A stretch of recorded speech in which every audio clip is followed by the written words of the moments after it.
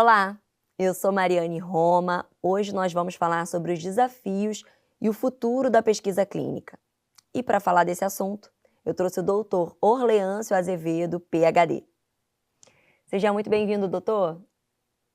Obrigado, Mari. Vamos em frente. Bom, para a gente começar essa conversa, eu queria que você contasse para a gente quais são hoje os principais desafios enfrentados pela pesquisa clínica diante de um cenário global marcado por doenças emergentes, crises sociais e mudanças rápidas. Eu acho que você vai ter muita coisa para falar. Você vai ficar meia hora falando, é isso? Ou não? Não, a gente consegue sintetizar alguns bullet points que eu acho que são fundamentais. Né? Perfeito. Diante disso tudo que você inteligentemente coloca, eu diria que uma das coisas que não só a pesquisa clínica enfrenta, né, mas a pesquisa como um todo, é o financiamento. Né? Hoje a gente tem uma dificuldade globalizada, né, de financiamento, de obter recursos, né, para que essas pesquisas elas sejam avançadas, né, para que a gente tenha condição de produzir dados de qualidade que vão subsidiar essas políticas e programas de saúde da população. Outro ponto que eu destacaria é a falta de pessoal treinado. Né? Hoje a gente tem, por média, né, a formação das escolas de saúde, a formação das escolas, especificamente das escolas médicas, né? A necessidade de que isso seja cada vez mais fortalecido para que esses estudantes, esses profissionais, esses médicos que futuramente vão estar formados, né, tenham a condição de cada um deles, né, de produzir perguntas de partida, de saber articular globalmente, né, esses grupos de pesquisa, saber se articular com as outras áreas de conhecimento, né? Hoje, você não tem como caminhar se você não tiver condição de ter um conhecimento de um bioestatístico, né? Se você não tiver um conhecimento de alguém que compreenda como submeter um projeto num edital, né? De você não ter estudantes que vão desenvolver aquilo na prática, né? De você ter um centro em que esses pacientes sejam atendidos. Então, são muitas características que você hoje precisa cobrir, né, para ter, de fato, a pesquisa caminhando. Né? Hoje o cientista,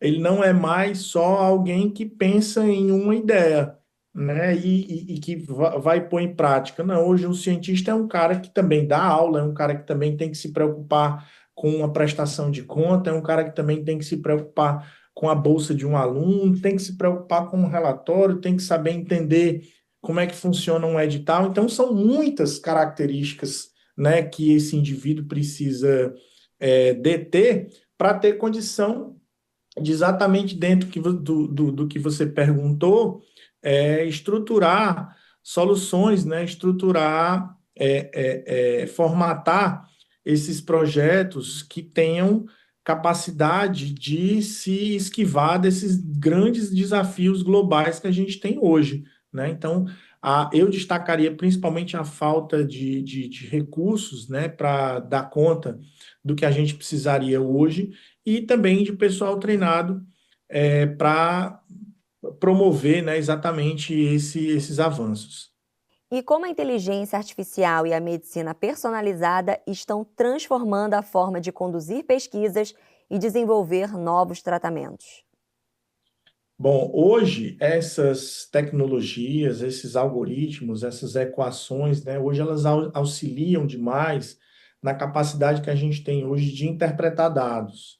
Né? A gente tem uma produção muito grande de resultados, de dados, de bases epidemiológicas, e essas ferramentas elas vêm para auxiliar muitas vezes o pesquisador, né, ou o profissional, ou o estudante, a ter condição de dar conta, muitas vezes, de todas essas atividades.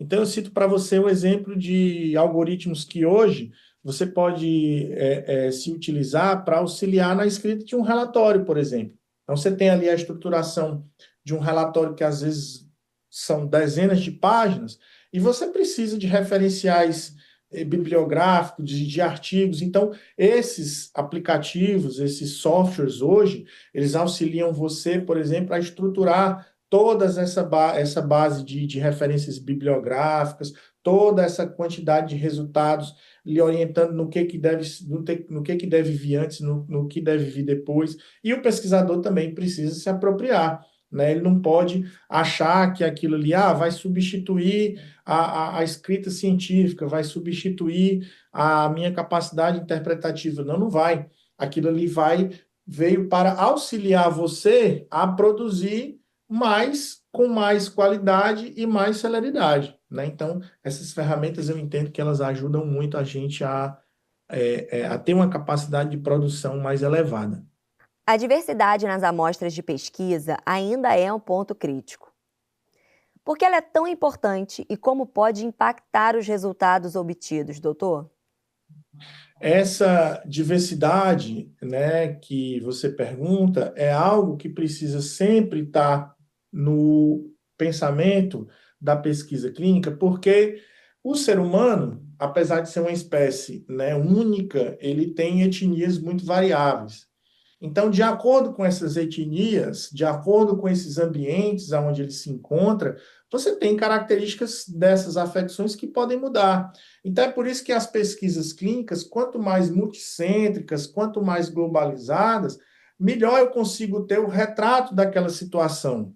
Que a despeito do que a gente tem, né, que você colocou como a medicina personalizada, que eu preciso entender o indivíduo, né, na sua individualidade, né, sendo prolixo, mas eu também preciso entender como é que é o comportamento daquela situação num contingente populacional. Então, por exemplo, a manifestação de um determinado tipo de câncer numa população que está mais exposta à radiação ultravioleta, obviamente que ela é diferente de uma outra, dada aquelas condições ambientais que aquela população se encontra, né? Então, quanto maior a capacidade que eu tenho de alcançar essas populações com essas investigações, melhor vai ser o raio-x que eu tenho dela. Melhor vai ser a compreensão, a sistematização daquela afecção e daquele transtorno, conseguindo aí oferecer um cuidado mais assertivo, né? Um cuidado com mais evidências robustas. E de que maneira programas como o PPCR contribuem para preparar profissionais capazes de lidar com esses desafios complexos? O programa, ele também tem no seu escopo, na sua plataforma, né, o uso dessas tecnologias, né? Eu cito para você, em um dos módulos, né, a gente consegue utilizar algumas dessas ferramentas para, por exemplo, desenhar um método de pesquisa.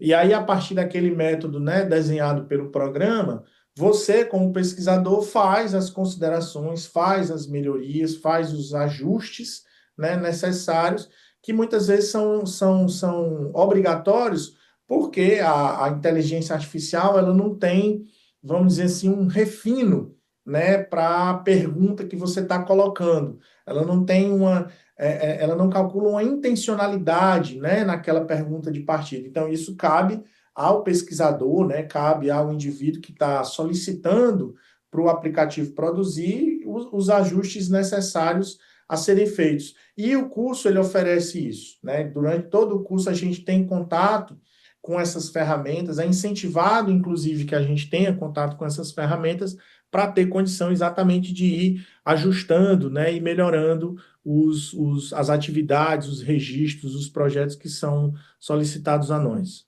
Bom, agora para a gente finalizar, doutor, qual é a sua visão de futuro para a pesquisa clínica como ponte entre a ciência e o cuidado em saúde que queremos para o amanhã? Exatamente. A pesquisa clínica eu compreendo como sendo a ferramenta de extrema relevância exatamente na produção de evidências que se convertam em melhoria da qualidade de vida das pessoas. Então, você tem um exemplo disso, são as doenças raras, né? Hoje você tem uma quantidade significativa de doenças que a gente não tem o que fazer. Então, o indivíduo nasce muitas vezes com uma mutação num gene e aquilo ali compromete toda uma cadeia de eventos bioquímicos e fisiológicos que promovem nele uma série de efeitos, uma série de sinais clínicos que muitas vezes vão ser, como a gente chama, incompatíveis com a vida. E aí Você chega para uma família dessa, com uma situação descrita como tal, e aí? Qual é a resposta que eu tenho para aquela mãe? Qual é a resposta que a ciência tem para aquele pai? O que que pode ser feito? Muitas vezes, a única resposta que ele vai encontrar não vai estar no consultório. Por quê? Porque muitas vezes essas doenças ainda estão em investigação, ainda estão em pesquisa. Ou seja, a pesquisa clínica é que vai, muitas vezes, poder fornecer minimamente uma resposta para aquela família. Ou seja, o paciente vai entrar num ensaio clínico, né, num trial. É por isso que é muito importante que os países, né, que os governos tenham uma visão nas suas estruturas públicas para esses ensaios clínicos. Por quê? Porque muitas vezes é no ensaio clínico que você vai ter a resposta para aquela família. Né? Então, a criança, ou o adulto, ou o jovem, tem uma determinada condição que pode fazer com que ele entre num determinado estudo e ali encontrar uma saída, encontrar um tratamento que vai impactar positivamente na sua vida, né? Dando mais anos de vida àquela pessoa, dando a ela um potencial econômico de trabalho, uma autonomia e por aí vai. Então, é na pesquisa clínica que a gente tem essa esperança, né, de benefício direto de melhoria na qualidade de vida das populações. Doutor, muito obrigada pela sua presença e também por todo o seu conhecimento. Obrigado, Mário. Gente, é isso. Chegamos ao final. Muito obrigada por nos assistir e até a próxima oportunidade.